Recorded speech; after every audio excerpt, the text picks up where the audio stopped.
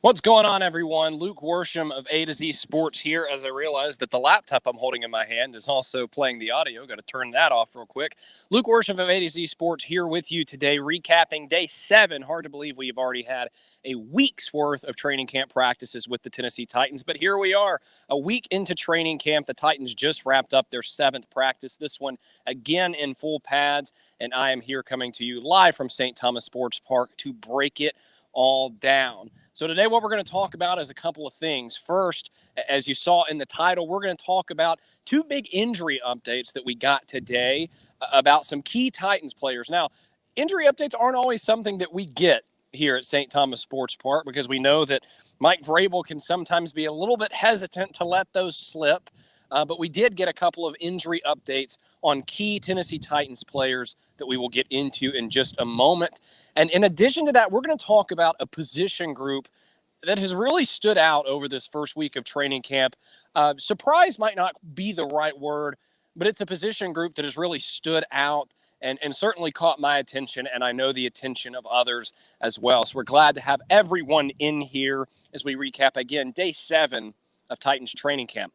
So let's talk about the two key injury updates that we got today from post-practice press conferences and post-practice media availability. Let's start with left tackle Taylor Lewan. Now, we know that Taylor Lewan didn't finish the 2020 season because he was rehabbing a torn ACL, and he was ready to go for the first day of training camp, but we've yet to see him participate in an entire practice.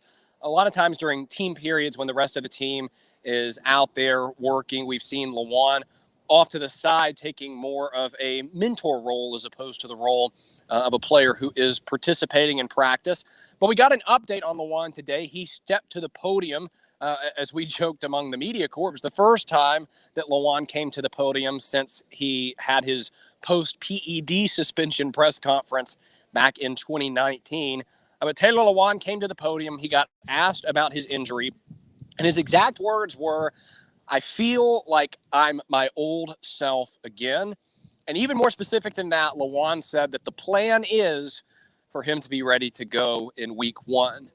Now, it's important to remember because the Titans, it's not like the offensive line was a disaster without Lewan out there last year. The guys who filled in for him, like Ty Sambrailo and David Quessenberry, did a pretty good job in filling the void that Lewan left. But what you have to remember is that when Lewan's not out there, you have to give some help to those left tackles who are going to be going against the best of the best in terms of NFL pass rushers.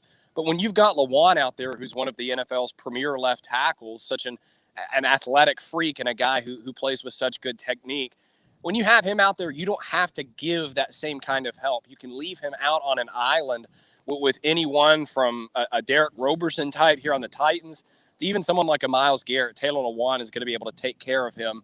And so it's big news, of course, for the Titans, the fact that Taylor Lewan is going to be ready to go for week 1. Now, the second injury update we got today from the podium came from head coach Mike Vrabel, and this one had to do with wide receiver Julio Jones. So a couple of days ago in practice, I believe it was Monday, since today's Wednesday, and it actually happened. I'm going to point to you. It actually happened in this end zone that I'm standing right in front of. Ryan Tannehill threw a fade to the back left pylon in the end zone to Julio Jones. Jones wasn't able to come up with it. He dropped it, and he landed a little bit awkwardly. Now, my initial reaction when I saw Julio get up was this is nothing serious, and I still stand on that. It is nothing serious, and we're going to see what Mike Vrabel said in just a second. But he did get up a little bit gingerly. He walked over to that opposite sideline back there, and after spending a minute or two with Todd Torricelli, who's the Titans director of sports medicine, Julio went inside and did not participate in the remainder of practice. That was Monday, and we still, since then, have not seen Julio Jones back on the practice field. So Mike Vrabel was asked today for an update on Julio Jones, and he said that with Julio Jones, because he's a veteran player and such a good veteran player at that the Titans are going to be very cautious when it comes to Julio Jones. He actually had a funny quote. He said, Julio watch is going to continue, which implies to me that it's going to be a few days or perhaps even a week or two before we see Julio Jones back out on the practice field. Now, a couple of things to say about that. That doesn't mean that this is anything terribly serious. Again, they're going to be extremely cautious with Julio Jones, as they should. He's a veteran player with nothing to prove who's on a path to the Hall of Fame. I doubt he needs a couple of weeks of training camp practice. Everything's going to be okay in that department. We also know that Mike Vrabel historically is very slow in bringing injured players back. So this is certainly nothing to worry about. I think if it was, we would have probably heard something more from the Ian Rappaports and Adam Schefters of the world before now. But for now, Julio Watch is going to continue, as Mike Vrabel said, but I don't think it's really anything to worry about because, again, as someone that watched the injury occur, again, literally right over there, it didn't seem like very much had happened to Julio at all. All right, now to the position group that I think has really stood out and continues to turn heads here in Titans camp. As the lighting might have changed a little bit because the sun was just covered by some clouds. That group is the interior of the defensive line. It's a deep group, as Mike Vrabel said today, but I want to focus especially on that group's top three players, Jeffrey Simmons, Denico Autry, and Teair Tart. Those three guys are going to be really tough for offensive lines to deal with in 2021 because we know what Jeffrey Simmons has been able to do in the past, a sort of above average to good, impactful interior defensive lineman. But you throw Denico Autry next to him, a guy who racked up a ton of sacks for the Colts in 2020, and you add a highly improved and motivated Teair Tart to that mix. I think this is a group that's going to be really successful. Now, again, it's practice, and as Rashad Evans so wisely said yesterday, what happens in practice doesn't matter unless you can translate it into games. Just about every day in practice, someone from that group has made an impact play. Today, it was Teair Tart, or as Teron Davenport from ESPN likes to call him, Pop-Tart. Teair Tart made a big play today by blowing up a Darrynton Evans run play. Evans was running up the middle and was tackled almost immediately by Teair Tart, who blew up the center. I can't remember who the center was. It was not Ben Jones, and brought down Darrynton Evans. And that's just been the norm for Teair Tart during training camp, constantly making those splash impact plays.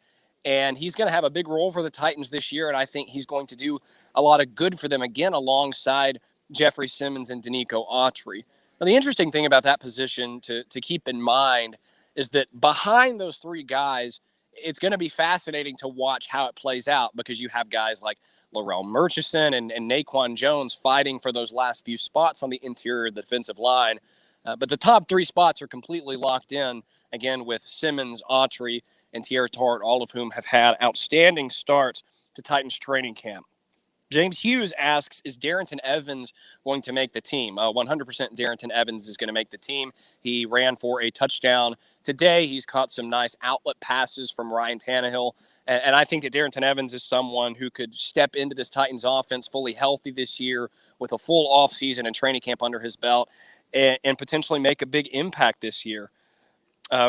Dan, or I think that says Dom says that Vrabel wants to have Julio out there for week one. He will learn what he needs to learn in meetings. That's absolutely correct, Dom. That's kind of what I was saying a minute ago. This is not a guy who needs very much of what happens out here on these practice fields. He's experienced. He's on a path to the Hall of Fame, and I think he has all of that taken care of. Carlos asks, what's your opinion of the Brady Breeze situation? So that's something else that happened at practice today. Brady Breeze went high on Des Fitzpatrick, who was running a post from the right sideline, ran the post into the back of the end zone. Brady Breeze got the pass breakup, but he went a little bit high, and Mike Vrabel immediately removed him from practice, sent him back into the locker room. And I thought Vrabel had a nice comment about that after practice when he talked about, you have to find a balance between being tough and showing physicality and trying to make a mark, but at the same time keeping your teammates safe because, again, these are the guys that you want to be healthy and that you want to succeed in the season. So, honestly, I think it just comes down to it was a rookie mistake by Brady Breeze. He was trying to do too much, trying to make a splash, and he's someone that really hasn't made much of a splash at all in training camp. He's been a little bit invisible. But he'll learn from this. He'll keep going, and I don't think it's not anything close to what went down in Carolina today. I haven't done a whole lot of reading up on that, but I heard a little bit about it, and what happened with Brady Breeze is nothing near that territory. Omar asked, how is Monty Rice coming along, if noticed? I honestly haven't noticed him that much. I have noticed Rashaan Evans and Jayon Brown a good deal, but Rice is, I think, still looking to make his first impact play of training camp and continuing to hopefully, if you're Monty Rice, push Evans and Brown for snaps in the starting lineup.